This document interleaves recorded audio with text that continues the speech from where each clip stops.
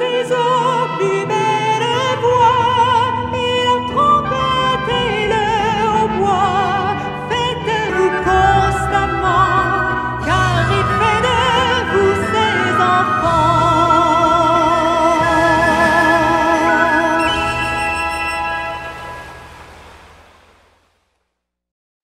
Chers frères et sœurs, chers amis, que la paix et la grâce de Dieu soient avec vous tous. Aujourd'hui encore, nous avons l'heureux privilège d'être ensemble pour méditer sur la parole de Dieu autour du thème « Les deux piliers de la persévérance des saints de la foi de Jésus ». Les deux piliers de la persévérance des saints de la foi de Jésus. Et le texte de base, le texte de méditation, c'est Apocalypse 14, le verset 12. C'est ici la persévérance des saints qui gardent les commandements de Dieu et la foi de Jésus. Bien avant d'aller plus loin, chers amis, prions ensemble. Éternel, notre Seigneur et notre Dieu, que ton nom est magnifique sur toute la terre. En cet instant, nous allons méditer sur ta parole.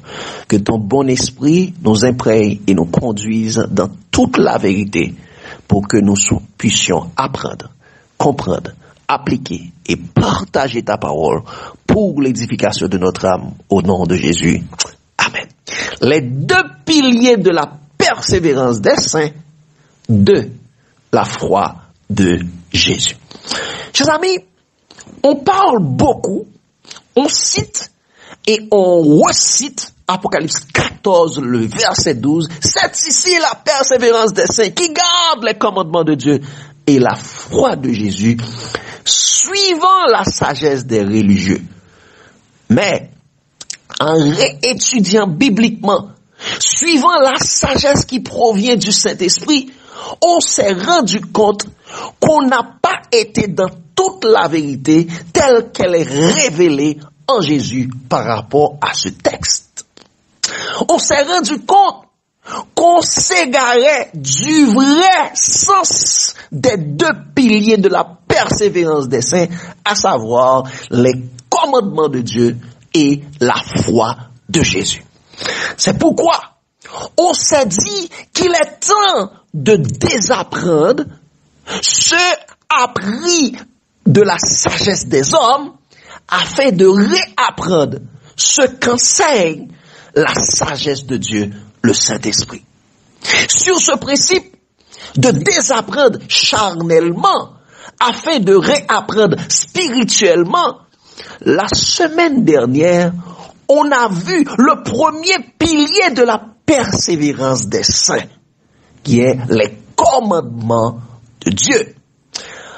En résumé de cette présentation, chers amis, nous avons vu que garder les vrais commandements de Dieu, nous devons connaître. Donc, nous avons vu, pour garder les vrais commandements de Dieu, nous devons connaître le plus grand commandement de Dieu, qui est d'écouter Jésus dans tout ce qu'il nous dit. Et, chers amis, nous avons vu également que Jésus lui-même nous a dit, si vous m'aimez, gardez mes commandements. Et il dit encore plus loin, si vous gardez mes commandements, vous demeurez dans mon amour, de même que j'ai gardé les commandements de mon Père, et je demeure dans son amour. Nous avons vu que les commandements de Dieu, que les saints sont tenus de garder avec persévérance, ne sont pas les commandements de Dieu venus par Moïse au temps de l'Israël charnel, mais ce sont les commandements de Dieu venus par Jésus au temps de l'Israël spirituel. Nous avons vu que la lettre de la loi écrite dans les 5 livres de Moïse et gravée sur la table de pierre, c'est la loi du péché venue par Moïse qui conduit à la mort, mais la parole scellée et gravée en Jésus et venue par Jésus, c'est la loi de l'esprit qui conduit à la vie éternelle. C'est pourquoi Jésus lui-même avait dit, chers amis, dans Jean 6, le verset 63, il dit, c'est l'esprit qui vivifie. La chair ne sert de rien. Les paroles que je vous ai dites sont esprit et vie. Et Paul reprend cette parole pour nous dire dans 2 Corinthiens 3, le verset 6, dans la dernière phrase, il est dit, la lettre tue, mais l'esprit vivifie. Les paroles de Jésus sont esprit et vie. Et aujourd'hui, j'ajoute, chers amis, cette partie pour nous faire comprendre que pour connaître les commandements de Dieu venant de Jésus, nous devons apprendre, comprendre, appliquer et partager le résumé. Le résumé, chers amis, est de la doctrine de Jésus prononcée sur la montagne. Dans Matthieu 5, Matthieu 6 et Matthieu 7. Ceci constitue, chers amis, la promulgation de la loi de l'Esprit sur la montagne. Et c'est pourquoi, à la fin de cette promulgation, Jésus dit, dans Matthieu 7, le verset 24 et verset 26, il dit, c'est pourquoi quiconque entend ces paroles que je dis et les met en pratique sera semblable à un homme prudent qui a bâti sa maison sur quoi? Sur le roc. Le roc, c'est Jésus. Il dit, mais quiconque entend ces paroles que je dis et ne les met pas en pratique sera semblable à un homme insensé qui a bâti sa maison sur le sable. Donc, chers amis, nous devons connaître ces paroles que Jésus a prononcées dans le sermon sur la montagne. Mais moi-même, je rappelle que la promulgation de la loi de l'Esprit sur la montagne. Matthieu 5, Matthieu 6 et Matthieu 7. C'est le résumé de la doctrine de Jésus que nous devons apprendre, comprendre, appliquer et partager. Le deuxième élément, nous devons persévérer. Nous devons persévérer dans l'application du nouveau commandement de Dieu. Dans l'application du nouveau commandement de Dieu, comme Jésus avait dit dans Jean 13, le verset 34 et 35, et également dans Jean 15, il dit, je vous donne un commandement nouveau. Aimez-vous les uns les autres comme je vous ai aimé. À ceci, tous connaîtront que vous êtes mes disciples si vous avez de l'amour les uns pour les autres. Donc, chers amis, nous devons nous aimer les uns les autres comme Dieu nous a aimés. Car l'amour ne fait point de mal à son prochain. L'amour est l'accomplissement de la loi. Pour garder la loi, nous devons avoir l'amour de Dieu comme il est dit dans Romains 13, le verset 10. Parce que, chers amis, car Dieu a tant aimé le monde, il a donné son Fils unique afin que quiconque croit en lui ne périsse point, mais qu'il ait la vie éternelle. Il est dit dans 1 Jean 4, le verset 11, il est dit, bien-aimés, si Dieu nous a ainsi aimés, nous devons aussi nous aimer les uns les autres. Dans 1 Jean 3, le verset 16, il nous dit, nous avons connu l'amour en ce qu'il a donné sa vie pour nous. Nous avons connu l'amour, connu Jésus en ce qu'il a donné sa vie pour nous. Nous aussi, nous devons nous aimer. Nous aussi, nous devons aimer, nous devons donner notre vie pour les frères.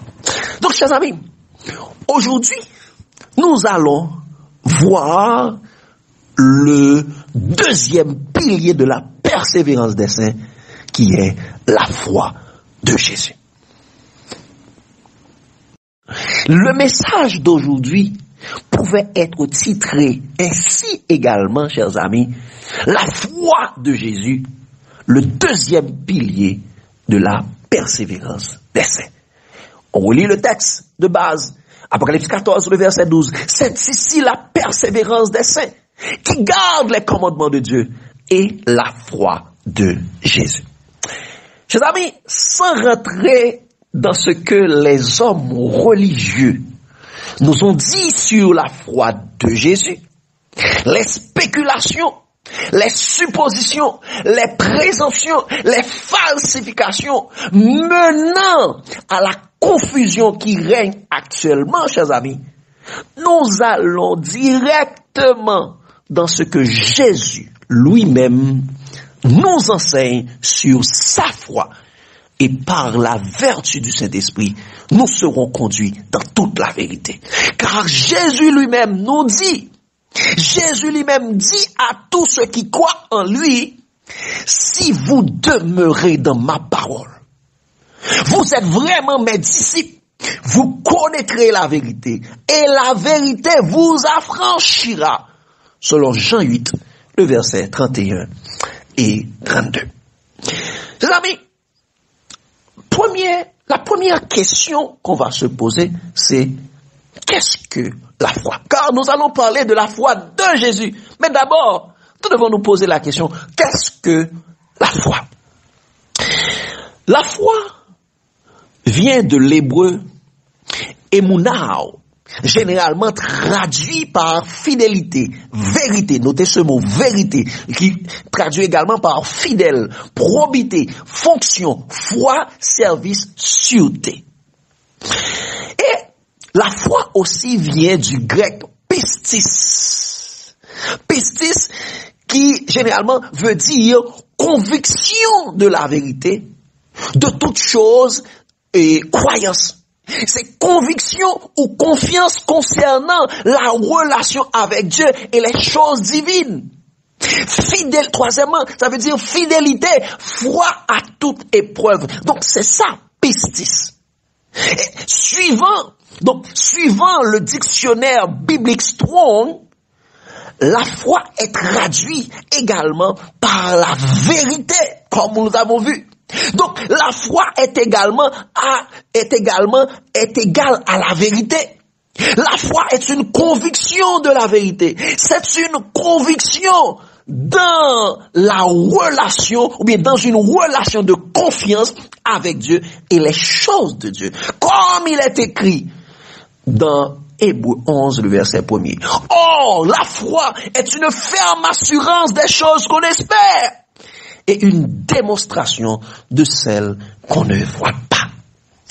Et suivant les Écritures, chers amis, nous voyons que la foi, c'est un style de vie des chrétiens. C'est le style de vie des chrétiens. Comme il est dit, chers amis, dans Romains 1er, le verset 16 et 17, il dit, car je n'ai point honte de l'évangile, car c'est une puissance de Dieu pour le salut de quiconque croit, du juif premièrement, puis du grec. Et au verset 17, il a dit, parce qu'en lui est révélée la justice de Dieu par la foi, selon qu'il est écrit, le juste vivra par la foi. Et ce texte, chers amis, c'est le texte et a pour référence Habakkuk 2, le verset 4, parce que c'est ce texte que Paul a répété. Donc, quand Paul dit « le juste vivra par la foi », Paul parle de la foi d'une personne, Paul parle de la foi de Jésus, car il est écrit dans Habakkuk 2, le verset 4, il dit « voici, son âme est enflée. Elle n'est pas droite en lui, mais le juste vivra par sa foi. » Le juste vivra par sa foi, chers amis. Et le mot, pour nous devons comprendre que, et suivant la traduction grecque et hébreu du mot vivre, ou bien le juste vivra, chers amis, quand l'apôtre et le prophète dit le juste vivra par la foi de Jésus, ils veulent dire que le juste sera sauvé par la foi de Jésus. Le juste retrouvera la vie éternelle par la foi de Jésus. Et ceci est en accord avec la parole de Dieu qui dit, dans Jean 3,16, verset 16, dans Jean 3,16, 17, il dit, car Dieu a tant aimé le monde, il a donné son Fils unique, afin que quiconque croit en lui ne périsse point, mais qu'il ait la vie éternelle. Dieu, en effet, n'a pas envoyé son Fils dans le monde pour juger le monde, pour qu'il juge le monde, mais pour que le monde soit sauvé par lui. Le juste sera sauvé par Jésus, par la foi de Jésus. Le juste vivra par la foi. Car le salaire du péché, c'est la mort, mais le don gratuit de Dieu, c'est la vie éternelle en Jésus-Christ. Le juste aura la vie éternelle par Jésus. Donc, chers amis, la foi de Jésus est le seul moyen de salut pour les hommes. Car, et Pierre le dit très bien, chers amis, dans 1 Pierre 1er, versets 6, 7 et 9, il dit, c'est là ce qui est votre joie, ce qui fait votre joie, quoique maintenant, puisqu'il le faut, vous soyez attristés pour un peu de temps par diverses épreuves, afin que l'épreuve de votre foi, plus précieuse que l'or périssable. Nous savons que Jésus nous avait dit dans Apocalypse 3, je te conseille d'acheter de moi de l'or éprouvé par le feu. Il dit, la foi et l'épreuve de votre foi, plus précieuse que l'or périssable, qui cependant est éprouvé par le feu. La foi de l'or éprouvé par le feu, c'est la foi dans les épreuves. Il continue, il dit, et pour résultat, la louange, la gloire et l'honneur. Lorsque Jésus apparaîtra, et le verset 9, il dit, parce que vous obtiendrez le salut de vos âmes pour prix de votre foi. Donc, la foi de Jésus est le seul moyen de salut pour les hommes. Et chers amis, nous devons aller pour nous poser l'autre question. D'où vient la foi de Jésus? Donc si la foi de Jésus, c'est le seul moyen de salut pour nous en tant qu'humains, en tant qu'hommes, donc nous devons nous poser la question, d'où vient la foi de Jésus afin d'aller le chercher ou afin de mieux le comprendre, chers amis. Mais chers amis, pour arriver à la connaissance de la foi de Jésus, pour arriver à la connaissance de ce qu'est la foi de Jésus, premièrement, il faut savoir d'où vient la foi de Jésus. Et la parole de Dieu répond à cette question. Il a dit dans Romains 10, le verset 17, « Et si la foi vient de ce qu'on entend, et ce qu'on entend vient de la parole de Christ. » La foi vient de ce qu'on entend, et ce qu'on entend vient de la parole de Christ, chers amis. Ça, c'est extrêmement important. Et Galates 3, le verset 23 à 25, et continue pour nous dire, avant que la foi vînt, donc la foi n'était pas là, avant que la foi vînt, nous étions enfermés sur la garde de la loi, en vue de la foi qui devait être révélée. Il dit, et si la loi a été comme un pédagogue pour nous conduire à Christ, afin que nous fussions justifiés par la foi étant venue, nous ne sommes plus sur ce pédagogue. Donc, c'est l'ami, suivant les Écritures, avant la venue de Jésus en chair sur la terre, la foi de Jésus n'était pas encore présente. Donc, la foi de Jésus vient avec la venue de Jésus. Et cette foi de Jésus est dans les paroles de Jésus lui-même. La foi vient de ce qu'on entend. Ce qu'on entend vient de la parole de Christ. C'est ça qu'il est dit, chers amis. Et l'autre question que nous allons nous poser, chers amis, c'est quel est l'objectif de la parole de Dieu? Quel est l'objectif de la parole de Jésus? Parce que on nous dit que la foi vient de ce qu'on entend vient de la parole de Christ. Donc, si nous arrivons à connaître quel était l'objectif de la parole de Dieu, nous saurons qu'est-ce que la foi de Jésus. Chers amis, il est écrit dans Jean 17, versets 4, 6 et 8, Jésus dit, je t'ai glorifié sur la terre. J'ai achevé l'œuvre que tu m'avais donné à faire. Wow! Je t'ai glorifié sur la terre. J'ai achevé l'œuvre que tu m'as donné à faire. Et comment Jésus a-t-il glorifié Dieu? Il le dit au verset 6. Il dit, j'ai fait connaître ton nom aux hommes que tu m'as donnés du milieu du monde. Ils étaient à toi et tu me les as donnés.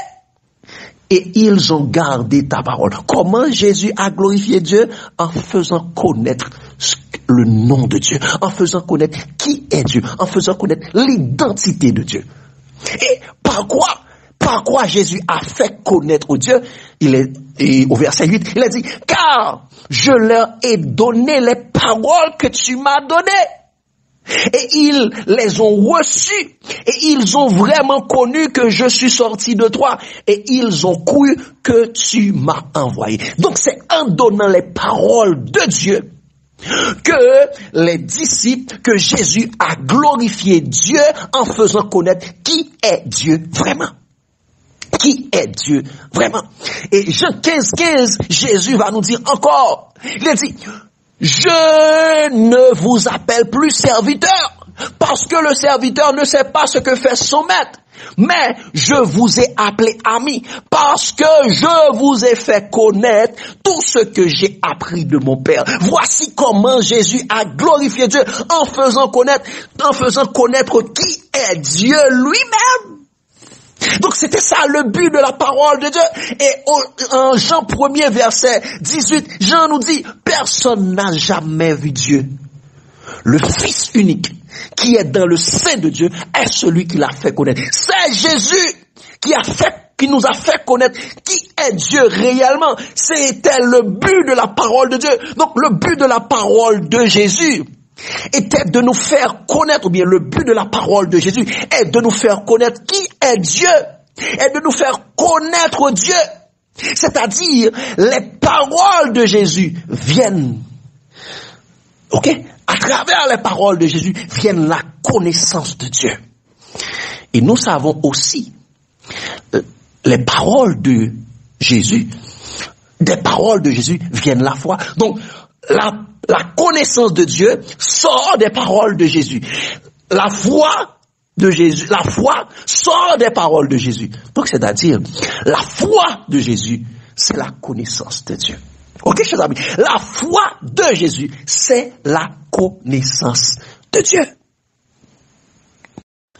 Pour justifier ce que nous venons de dire là, chers amis, nous allons faire un parallèle entre la foi de Jésus et la connaissance de Dieu. Nous allons regarder leur but. Est-ce qu'ils nous mènent au même endroit? Est-ce qu'ils ont le même but? Et à travers cela, nous allons tirer la conclusion. Est-ce qu'ils sont la même chose? Dans Jean 1er, versets 17 et 18, Jean nous rapporte, il dit, car la loi a été donnée par Moïse, la grâce et la vérité sont venues par Jésus. Et il continue, personne n'a jamais vu Dieu.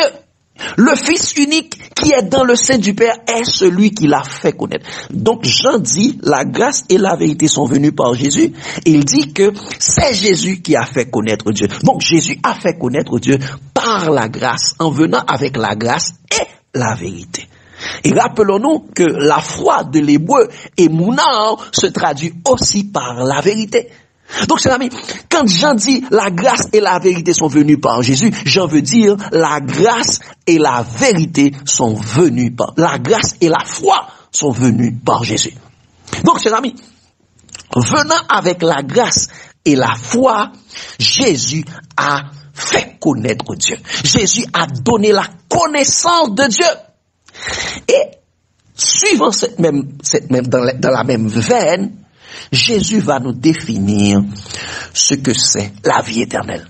Jean 17, verset 3, il dit, oh, la vie éternelle, c'est qu'ils te connaissent, toi, le seul vrai Dieu, et celui que tu as envoyé, Jésus-Christ.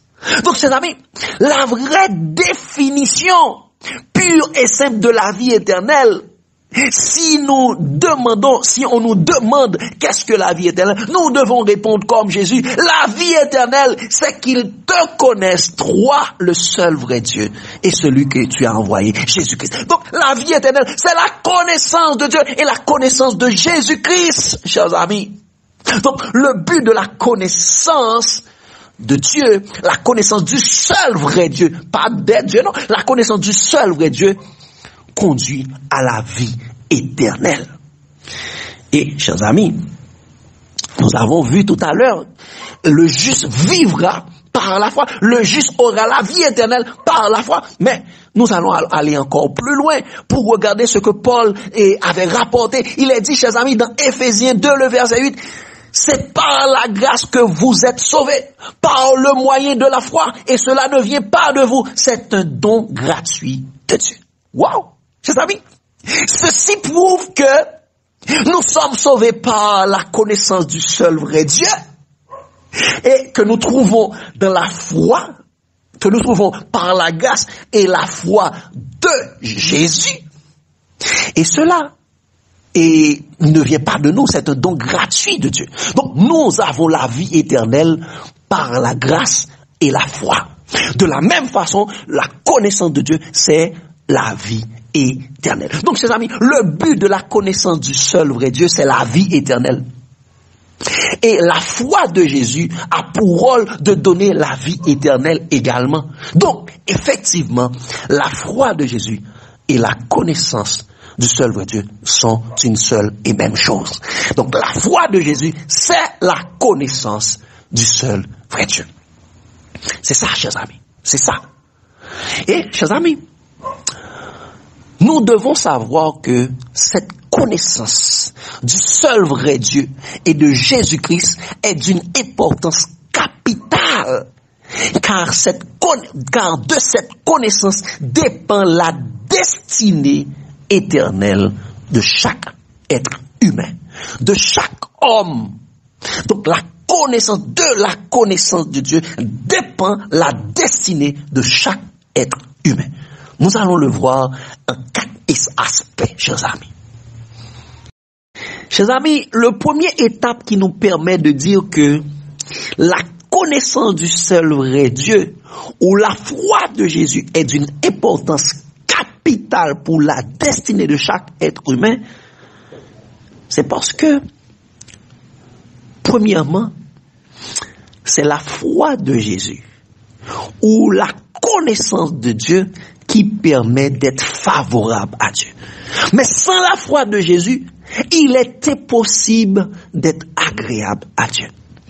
Ceci est écrit dans Hébreux 11, le verset 5-6. Il a dit, c'est par la foi qu'Enoch fut enlevé pour qu'il ne vit point la mort, et qu'il ne parut plus parce que Dieu l'avait enlevé.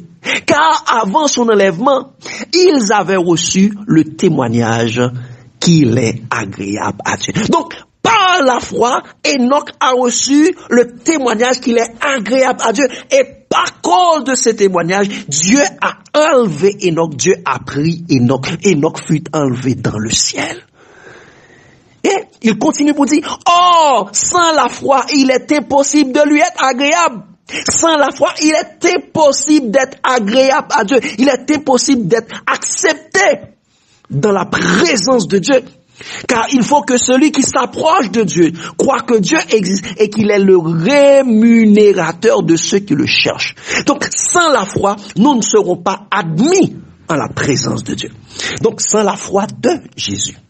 Et regardez, chers amis, et dans Colossiens, donc, notez ce mot, sans la foi, il est impossible de lui être agréable. Être agréable à Dieu. Comment être agréable à Dieu? C'est par la foi. Et regardez l'autre chose qui permet d'être agréable à Dieu, encore, chers amis, c'est dans Colossiens 1er verset 9-10. Il a dit, c'est pour cela et que nous aussi, depuis le jour où nous avons été informés, nous ne cessons de prier Dieu pour vous et de demander que vous soyez remplis de la connaissance de sa volonté en toutes sortes de sagesse et d'intelligence spirituelle. Notez, intelligence spirituelle, pas intelligence artificielle. Il dit, pour marcher d'une manière digne du Seigneur et lui être entièrement agréable. Donc, pour marcher d'une manière digne du Seigneur et de lui être entièrement agréable. Et comment d'être entièrement agréable à Dieu?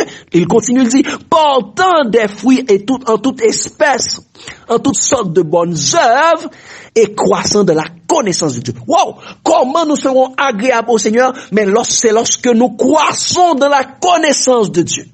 Donc, sans la foi, il est impossible de lui être agréable. Sans la connaissance de Dieu, il est impossible de lui être agréable. Il est impossible d'être admis dans la présence de Dieu. C'est pourquoi, le deuxième étape nous montre, chers amis, hors de la connaissance de Dieu ou hors de la foi de Jésus, c'est la perdition.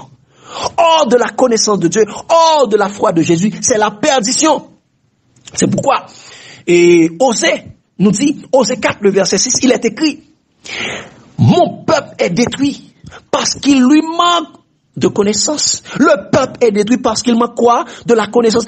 Et la connaissance, c'est pas parce que la connaissance n'est pas disponible, c'est parce que, regardez ce qu'il a dit, puisque tu as rejeté la connaissance. Non, le peuple a rejeté la connaissance. Puisque tu as rejeté la connaissance, je te rejetterai.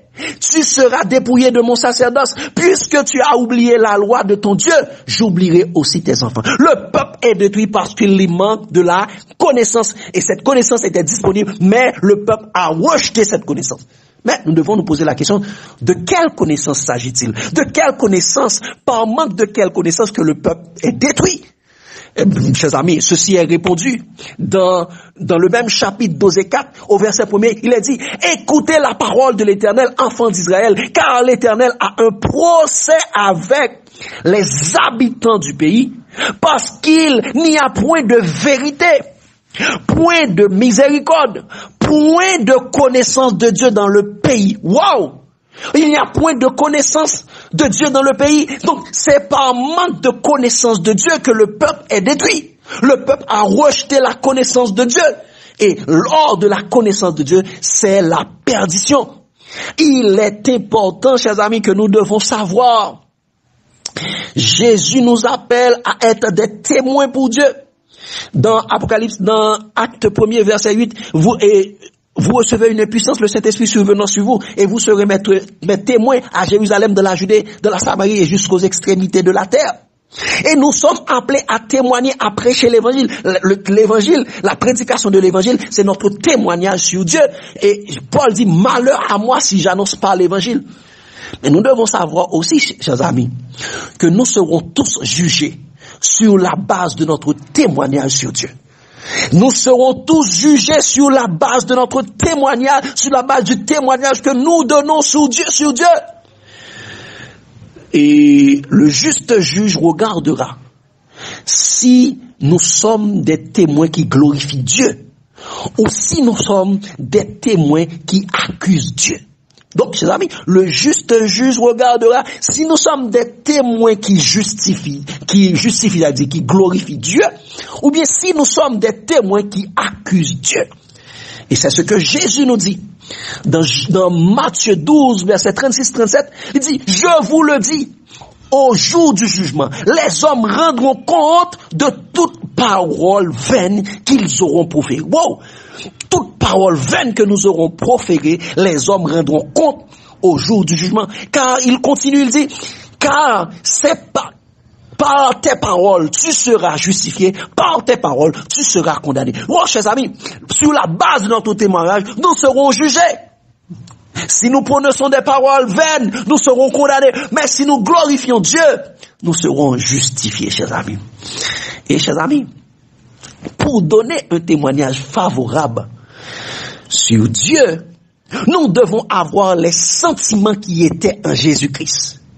Le témoignage de Jésus, la connaissance de Dieu qui est en Jésus. Et, chers amis, vous vous rendez compte que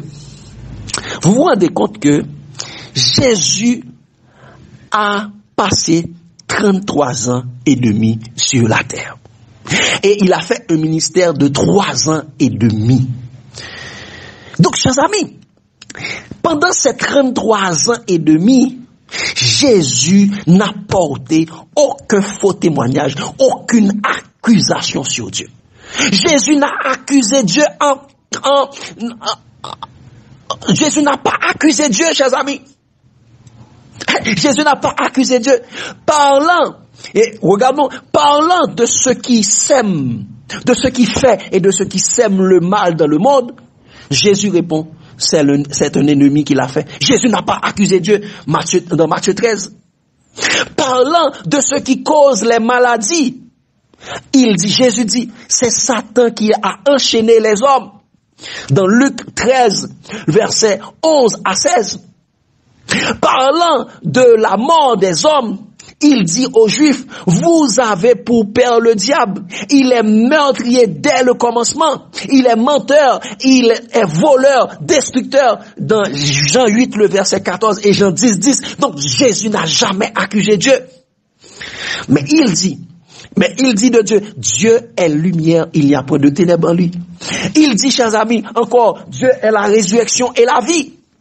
Le chemin, la vérité et la mort. Le chemin, la vérité et la vie. Il dit ça. Pourquoi, chers amis, il a agi ainsi? C'est parce qu'il a la plénitude de la connaissance du seul vrai Dieu. Car personne n'a jamais vu Dieu. Seul le Fils unique qui est dans le sein du Père, c'est celui qui l'a fait connaître. Donc, chers amis, seul Jésus a donné un témoignage véritable sur Dieu. Il est le seul témoin fidèle et véritable. Donc, chers amis, pour glorifier Dieu, pour donner un témoignage qui glorifie Dieu, nous sommes appelés à être des imitateurs de Jésus-Christ, en donnant au monde le témoignage de Jésus sur Dieu. Pas notre témoignage, mais le témoignage de Jésus sur Dieu. La foi de Jésus sur Dieu. Donc, pas le témoignage des hommes qui ont abandonné la foi pour la théologie de l'Antichrist. Des hommes accusateurs qui parlent de Dieu d'une manière criminelle, selon qu'il est écrit dans Psaume 39, le verset 20, qui blasphèment le nom de Dieu dans leurs enseignements doctrinaux, qui attribuent les actes de Satan à Dieu, chers amis. Cela m'attriste beaucoup. Ces hommes religieux, des faux docteurs, et selon le pseudo-science des dieux, qui étudient les démons par la démonologie, un des cours de leur cursus théologique. Ces hommes qui n'ont point la foi de Jésus, mais qui ont la théologie des hommes, ils n'ont point la connaissance du seul vrai Dieu. Parce que Jésus nous demande d'avoir la connaissance du seul vrai Dieu, pas la connaissance des autres dieux. Jésus ne nous demande pas d'aller étudier. Et c'est pourquoi Paul dit, chers amis, toi qui te fais une gloire de la loi, tu déshonores Dieu par la transgression de la loi. Car le nom de Dieu est blasphémé, et le nom de Dieu est à cause de vous blasphémé parmi les païens, comme il est écrit. Le nom de Dieu est blasphémé parmi les païens à cause des religieux, à cause des docteurs de la loi, à cause des pharisiens modernes, à cause de ceux qui ont étudié, qui ont dit qu'ils ont étudié la science de Dieu. C'est pas vrai. La science de Dieu est venue des hommes.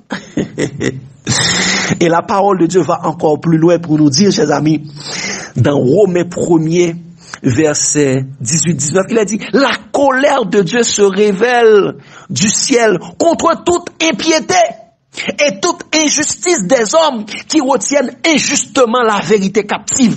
La vérité, Jésus est le chemin, la vérité et la vie. Donc, toute personne qui retient injustement la vérité captive, donc qui ne présente pas Jésus au monde. Il dit, car ce qu'on peut connaître de Dieu est manifeste pour eux, Dieu leur ayant fait connaître. Donc Dieu les a fait connaître à travers Jésus. Personne n'a jamais vu Dieu. Seul le Fils unique qui est dans le sein du Père est celui qui l'a fait connaître. Mais ils ont caché Jésus. Ils ont caché Jésus et ils sont en train d'injurier Dieu. Et c'est pourquoi Pierre dit la même chose pour nous montrer, chers amis. Il dit, le Seigneur sait délivrer de l'épreuve les hommes pieux qui donnent un témoignage favorable sur Dieu, qui glorifient Dieu en action et en parole, et réserver les injustes pour être punis au jour du jugement. Ceux surtout qui vont après la chair dans un désir d'impureté et qui méprisent l'autorité, qui est le chef de l'Église, Jésus. Ceux qui méprisent l'autorité, le chef, il est la tête et le chef de l'Église. Il dit, audacieux et arrogant, Ils ne craignent point d'injurier les gloires. Wow, les gloires. Je suis Dieu, je donnerai point ma gloire à un autre. Donc les gloires, ils injurent les gloires, injurent Dieu. Il dit, mais eux, semblables, ok, injurent Dieu. Ok? Et il continue pour dire, tandis que les anges supérieurs en force et en puissance ne portent pas contre elles de jugement injurieux devant le Seigneur.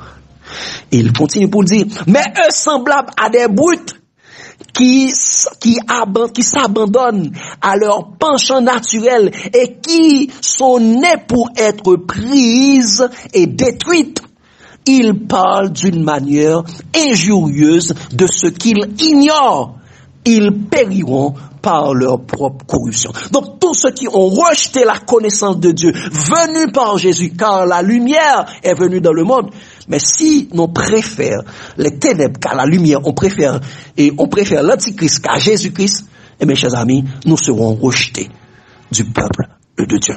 Donc, sans la connaissance du seul vrai Dieu, révélé en Jésus-Christ et par Jésus-Christ, c'est la mort, car nous ne pourrons pas témoigner favorablement pour Dieu. Nous ne pourrons pas glorifier Dieu. Et nous serons jugés sur la base de notre témoignage que nous donnons sur Dieu. Est-ce que c'est le témoignage de Jésus que nous donnons au monde, ou le témoignage des hommes qui calomnient et accusent Dieu?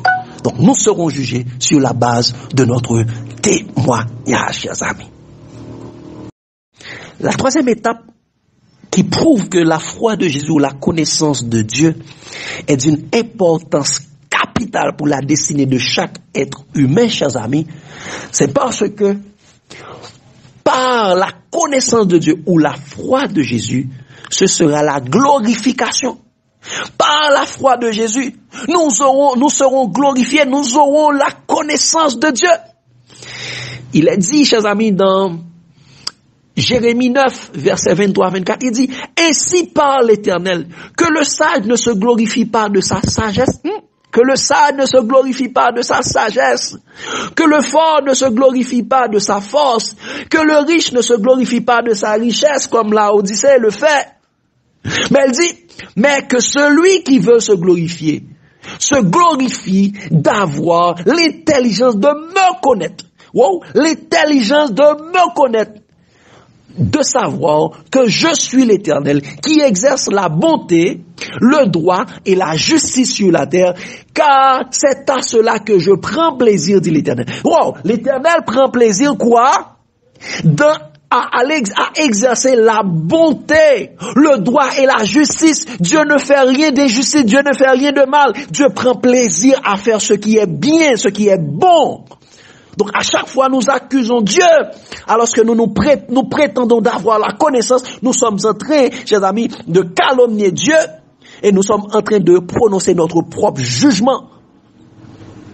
Car, chers amis, il a dit, là, dans Jean 1er, le verset 14, il a dit, et la parole s'est faite chair, elle a habité pleine de grâce parmi nous, et de vérité, et nous avons contemplé sa gloire, comme la gloire du Fils unique venu du Père, avec la gloire de Jésus. Jésus a fait connaître qui est Dieu. Comme nous avons vu dans Jean 17, versets 4, 18, 20 et 23, il a dit, je t'ai glorifié sur la terre, j'ai fait connaître ton nom. Je t'ai glorifié sur la terre, j'ai achevé l'œuvre que tu m'avais donnée à faire. Et Jésus a fait connaître, Jésus a glorifié Dieu. Et il a dit au verset 18, il dit, comme le Père m'a envoyé dans le monde, je vous ai aussi envoyé. Le Père a envoyé Jésus pour glorifier Dieu. Et Jésus nous a envoyé également afin que nous le glorifions sur la terre. Il dit, ce n'est pas pour eux que seulement, le verset 20, toujours dans Jean 17, il dit, ce n'est pas pour eux seulement que je te prie, mais encore pour ceux qui croiront en moi par leur parole. Donc nous devrons donner le témoignage de Jésus au monde. Donc c'est par les paroles de Jésus que le monde croiront en Dieu. Il dit, afin que tous soient un, comme toi, Père, tu es en moi, et que je suis en toi, afin que aussi soient un en nous, pour que le monde croie que tu m'as envoyé. Donc c'est lorsque nous serons un en Jésus, c'est à ce moment que le monde croira que nous sommes et que Jésus a envoyé, que Dieu a envoyé Jésus. Et il dit au verset 22, il dit, je leur ai donné la gloire que tu m'as donnée. Donc, chers amis, avec la connaissance, avec la foi de Jésus, la connaissance de Dieu, ce sera la gloire. Il dit, je leur ai donné la gloire que tu m'as donnée, afin qu'ils soient un comme nous sommes un. Moi en eux, et toi en moi, afin qu'ils soient parfaitement un, et que le monde connaisse que tu m'as envoyé, et que tu les as aimés, comme tu m'as aimé. Waouh, chers amis, c'est la connaissance de Dieu et va nous donner la glorification, va nous donner la pleine connaissance de Dieu. Et chers amis, le quatrième élément qui est extrêmement important, par la connaissance de Dieu, ce sera l'éradication du mal. Donc, quand nous aurons la connaissance de Dieu, la foi de Jésus, le mal sera éradiqué dans l'univers entier. Dans l'univers entier, chers amis. Dans tout l'univers. Et c'est qui est écrit, chers amis, dans Ésaïe 11, le verset 9, il a dit, il ne se fera ni tort, ni dommage sur toute ma montagne sainte. Car la terre sera remplie de la connaissance de l'Éternel, comme le fond de la mer par les eaux qui le couvrent. Donc, il ne se fera ni tort, ni dommage. Il n'aura plus de péché sur toute la montagne sainte de l'Éternel. Pourquoi? C'est parce que la terre sera remplie de la connaissance de l'Éternel. C'est extrêmement important. La terre sera remplie de la connaissance de Dieu, veut dire que la terre sera remplie ou bien éclairée de la gloire de Dieu. Comme il est dit dans Apocalypse 18, le verset 1er, dans Somme 72, le verset 18-19, chers amis. Et, chers amis, comme il est dit également dans Apocalypse 21, verset 23 à 27, il est dit, chers amis, la ville n'a besoin ni de soleil, ni de la lune pour l'éclairer, car la gloire de Dieu l'éclairera et l'agneau est son flambeau. Il dit, les nations marcheront à sa lumière et les rois de la terre y apporteront leur gloire. Ils apporteront leur gloire, leur connaissance de la vérité. Il dit, ces portes ne se fermeront point le jour, car il n'y aura point de nuit. Or, on y apportera la gloire et l'honneur des nations. Il dit au verset 27, il n'entrera chez lui rien de souillé, ni personne qui se livre à l'abomination et au mensonge. Mensonge sur qui? Mensonge sur Dieu. Il n'entrera que ceux qui sont écrits dans le livre de vie de l'agneau. Donc, chers amis, nous devons comprendre que la foi de Jésus ou la connaissance du seul vrai Dieu et qui est de Jésus est indispensable pour les saints. Pour les saints. Car, chers amis, sans la foi de Jésus, la connaissance de Dieu, il est impossible d'être agréable à Dieu. Mais avec la connaissance, avec la foi de Jésus, la connaissance de Dieu, c'est l'admission favorable de Dieu. Nous aurons l'admission au peuple de Dieu. Chers amis, sans la connaissance de Dieu ou la foi de Jésus, c'est la mort. Mais avec la connaissance de Dieu ou la foi de Jésus, c'est la vie éternelle. Chers amis, sans la foi de Jésus ou la connaissance de Dieu, chers amis, vient le péché et la perte de la gloire de Dieu, car tous sont péchés et sont privés de la gloire de Dieu. Mais avec la connaissance de Dieu, la foi de Jésus, viendra la restauration et la gloire et la victoire sur le péché. Viendra la restauration de la gloire de Dieu et la victoire sur le péché. Chers amis, sans la foi de Jésus ou la connaissance de Dieu, c'est le péché qui produit la mort. Mais avec la connaissance de Dieu ou la foi de Jésus, c'est l'éradication du péché et la vie pour l'éternité. Et ça pourquoi il a dit, c'est ici la persévérance des saints qui gardent les commandements de Dieu et la foi de Jésus, chers amis. Et la foi de Jésus. Chers amis, c'est quand nous aurons la foi de Jésus, qui est la connaissance du seul vrai Dieu, nous serons prêts à être obéissants et persévérants comme Jésus. Nous serons obéissants et persévérants jusqu'à la mort et même jusqu'à la mort de la croix. C'est quand nous aurons la connaissance du seul vrai Dieu. Et à ce moment, Romains 8 sera une réalité dans notre vie. Comme il a dit, chers amis, Romains 8, le verset 1, il dit, il n'y a donc aucune condamnation pour ceux qui sont en Jésus.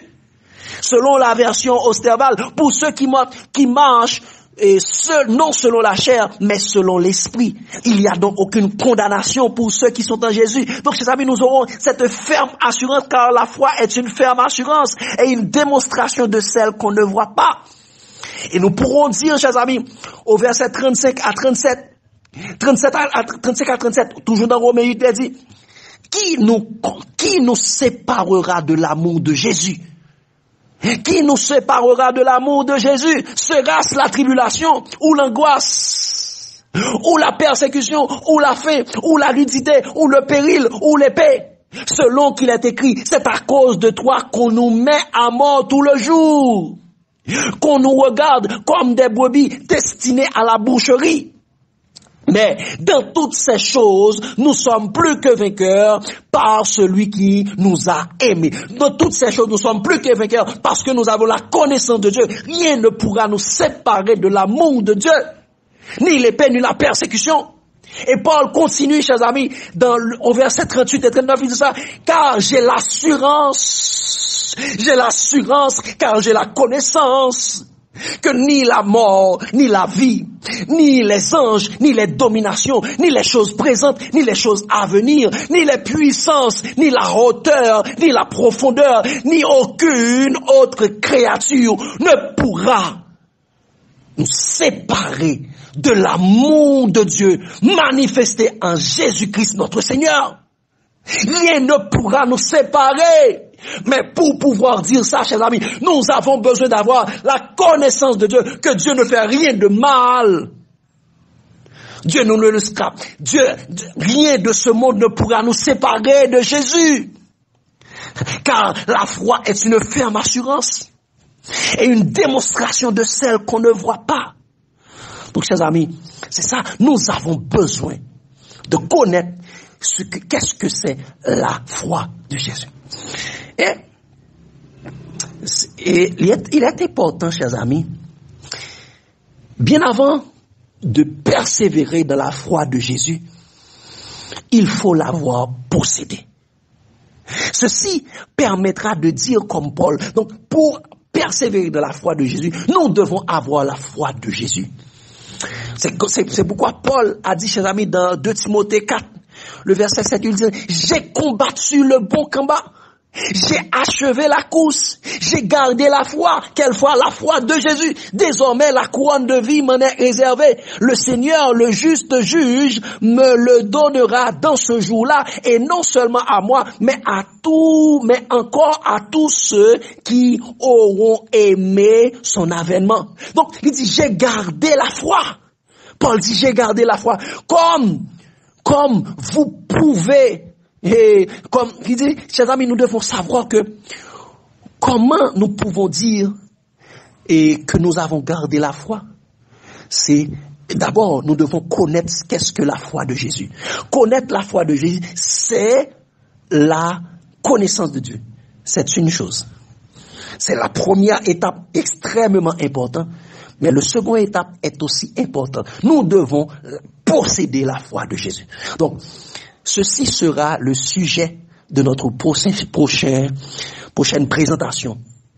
Comment avoir la foi de Jésus ou la connaissance de Dieu. Ce sera comme le jamais 203. Le jamais 203. Le troisième pilier intermédiaire de la persévérance des saints. Il y a 2 piliers de la persévérance des saints, qui est garder les commandements de Dieu et garder la foi de Jésus. Mais il n'y a jamais 203. Il y a un pilier intermédiaire entre ces deux. Nous aurons à le voir, comment avoir la foi de Jésus, qui est le témoignage de Dieu. Donc, chers amis, il est dit, c'est ici la persévérance des saints, qui gardent les commandements de Dieu et la foi de Jésus. et la foi de Jésus. En résumé de tout ce que nous venons de dire là, chers amis, premièrement, nous avons vu que, suivant les Écritures, avant la venue de Jésus en chair, la foi de Jésus n'était pas encore sur la terre. La foi de Jésus vient avec la venue de la parole de Jésus, car la foi de Jésus est dans les paroles de Jésus. Nous avons vu, chers amis, aussi que avant la venue de Jésus en chair sur la terre, la connaissance de Dieu n'était pas encore au milieu des hommes. La connaissance de Dieu vient avec la venue de Jésus et à travers la parole de Jésus. Étant donné que la foi de Jésus est dans les paroles de Jésus-Christ, la connaissance de Dieu est dans les paroles de Jésus-Christ. Donc ceci nous montre que la foi de Jésus, c'est la connaissance du seul vrai Dieu. Donc c'est ça la première étape qu'on a vue. Et la deuxième étape, chers amis, nous avons vu que la foi de Jésus donne accès à la vie éternelle. Et la connaissance du seul vrai Dieu également donne accès à la vie éternelle. Donc, ceci nous montre encore que la foi de Jésus et la connaissance de Dieu ont le même but. La foi de Jésus et la connaissance de Dieu, c'est encore la même chose. La foi de Jésus, c'est la connaissance de Dieu. Nous avons vu, chers amis, la foi de Jésus ou la connaissance du seul vrai Dieu et de Jésus-Christ est indispensable pour les saints, pour la destinée de chaque personne. C'est pourquoi on avait vu, chers amis, sans la foi de Jésus ou la connaissance de Dieu, il est impossible d'être agréable à Dieu. Mais avec la foi de Jésus ou la connaissance de Dieu, c'est l'admission à l'assemblée de Dieu. Nous avons, sans la connaissance de Dieu ou la foi de Jésus, c'est la mort. Mais avec la connaissance de Dieu ou la foi de Jésus, c'est la vie éternelle. Sans la foi de Jésus ou la connaissance de Dieu vient le péché et la perte de la gloire de Dieu. Mais avec la connaissance de Dieu ou la foi de Jésus viendra la restauration et la victoire sur le péché. Nous avons vu également, chers amis, sans la connaissance de Dieu ou la foi de Jésus, c'est le péché qui conduit à la mort. Mais avec la connaissance de Dieu, la foi de Jésus, c'est l'éradication du péché et la vie pour l'éternité. Donc, chers amis, la foi de Jésus, c'est la connaissance de Dieu. La foi de Jésus, là, c'est la connaissance de Dieu et l'expérience indispensable pour l'éternité. C'est pourquoi, chers amis, pour terminer, je veux vous dire, comme Paul, dans 1 Timothée 3, verset 14-16, 1 Timothée 4, verset 1-2, nous devons dire, chers amis, je t'écris ces choses, ou bien je vous dis ces choses, avec l'espérance d'aller bientôt vers vous. Mais afin que tu saches, si je tarde, comment il faut se conduire dans la maison de Dieu, qui est l'église du Dieu vivant, la colonne et l'appui de la vérité, l'appui de la foi, l'appui de la conviction de la vérité, l'appui de la foi de Jésus. Et sans contredire, le mystère de la piété. Le mystère de la piété est grand. Celui qui a été manifesté en chair. Ouais, le mystère de la piété est grand. C'est celui qui a été manifesté en chair. Qui a été manifesté en chair? Jésus-Christ, la parole faite chair de Dieu. Justifié par l'Esprit, parce que l'Esprit rend témoignage de Jésus. Il dit, vu des anges prêcher aux saints, aux gentils, courus dans le monde, et courus dans le monde, élevés dans la gloire. Qui est le ministère de la piété? Jésus-Christ. Mais Paul donne un avertissement extrêmement important dans 1 Timothée 4, verset 1-2. Il dit, mais l'Esprit dit expressement, dans les derniers temps, quelques-uns abandonneront la foi pour s'attacher à des esprits séducteurs et à des doctrines de démons par l'hypocrisie des faux docteurs en théologie, des faux docteurs de la loi, portant la marque de la flétrissure dans leur conscience. Quelques-uns abandonneront la foi, abandonneront Jésus, abandonneront les connaissances de Dieu, car le peuple meurt parce qu'il lui manque de connaissances. Mais nous devons faire attention nous-mêmes. Comme il est dit, chers amis, dans Hébreu, nous devons faire attention à nous-mêmes, comme il est dit dans Hébreu 10, le verset 38-39. Et mon juste vivra par la foi. Et mon juste vivra par la foi de Jésus. Mais il a dit, s'il se retire, mon âme ne prend pas plaisir en lui.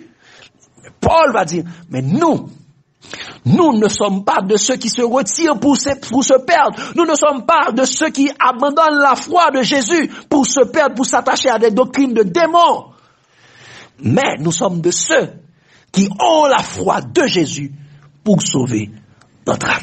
Donc, chers amis, persévérons dans la foi de Jésus. C'est ici la persévérance des saints qui gardent les commandements de Dieu, qui gardent la foi de Jésus jusqu'à la fin. Que Dieu vous bénisse abondamment, chers amis. Prochainement, nous aurons à voir comment avoir la foi de Jésus ou la connaissance de Dieu. Que Dieu vous bénisse abondamment, chers amis. L'amour de Christ nous presse.